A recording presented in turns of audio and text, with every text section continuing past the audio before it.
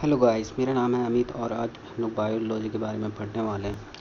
The whole course will be written in English but the audio you will get it will be in Hindi. क्योंकि हम लोग जानते हैं कि मैक्सिमम जो क्वेश्चंस आते हैं वो एग्ज़ाम में वो इंग्लिश वर्ड्स को ही यूज़ करता है। अगर आप हिंदी में भी देखें तो अगर आप हिंदी मीडियम में भी ऑप्ट करते हैं एग्ज़ाम्स को लिखना, तो भी आपको जो जितने सारे ऑडियोज़ हैं वो सारे आपको इंग्लिश वाले वर्ड को ही हिंदी में सिर्फ लिख देंगे। इनका कोई भी मीनिंग नहीं होता है और जनरली हम लोग अवॉइड करते हैं हिंदी मीनिंग को। तो चलिए आज बायोलॉजी के बारे में हम लोग पढ़ने वाले हैं। तो सबसे पहले ये बायोलॉजी वर्ड कहाँ से आया है इसके बारे में हम लोग जानेंगे। बायोलॉजी दो वर्ड से मिलकर बना हुआ है, बायोस प्लस लोगोस। बायोस का मतलब होता है ऑल लिविंग और लोगोस मतलब उसके बारे में पढ़ना, मतलब to study. So all together भी अगर हम लोग बात करें तो इसका मतलब होता है कि लिविंग थिंग्स के बारे में स्टडी करना।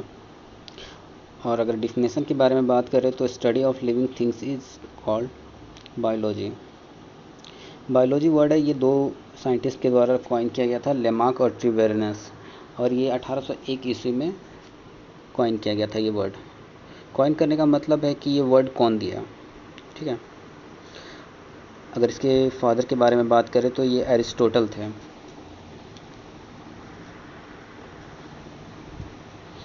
बायोलॉजी को हम लोग जनरली दो पार्ट में डिवाइड करते हैं, basic biology and applied biology. Basic biology में हम लोग जूलॉजी, बॉटनी और माइक्रोबायोलॉजी के बारे में बात करेंगे, और अप्लाइड बायोलॉजी में जनरली जेनेटिक्स से उससे रिलेटेड टेक्नोलॉजीज, न्यू रिसर्च उस पर जो हो रहा है, एनिमल हस्बेंड्री एक्सेट्रा के बारे में बात करेंगे। तो जूलॉजी के बारे में थोड़ा सा एक ब्रीफ व्यू ले लेते हैं।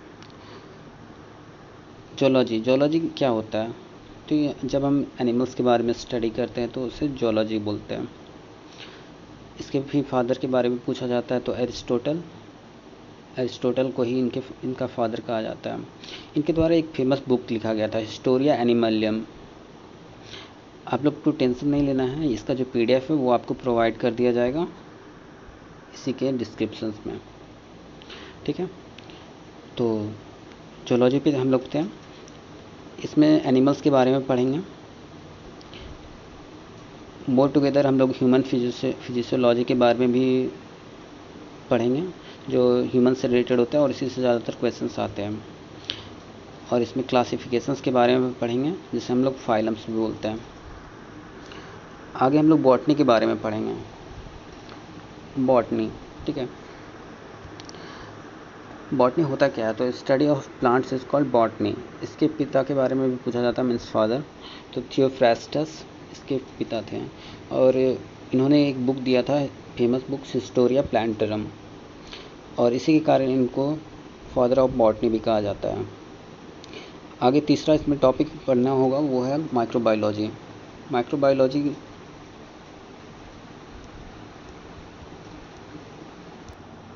माइक्रोबायोलॉजी माइक्रोबायोलॉजी के बारे में हम लोग थोड़ा डेप्थ में पढ़ेंगे, जैसे cell chapter, viruses, bacterias, algae, fungus, इन सभी चीज़ों के बारे में ज़्यादातर हम लोग बात करेंगे। तो सबसे पहले हम लोग को जानना ये है कि फादर ऑफ माइक्रोबायोलॉजी किसे कहा जाता है। एंटोनियो वैन ल्यूवेनहॉक को ही फादर ऑफ माइक्रोबायोलॉजी कहा जाता है। मैं इसके बारे में थोड़ा सा एक ब्रीफ व्यू दे देता हूँ दोस्तों। एक्चुअली जो ये sorry actually Antonio van Leeuwenhoek ही थे जिन्होंने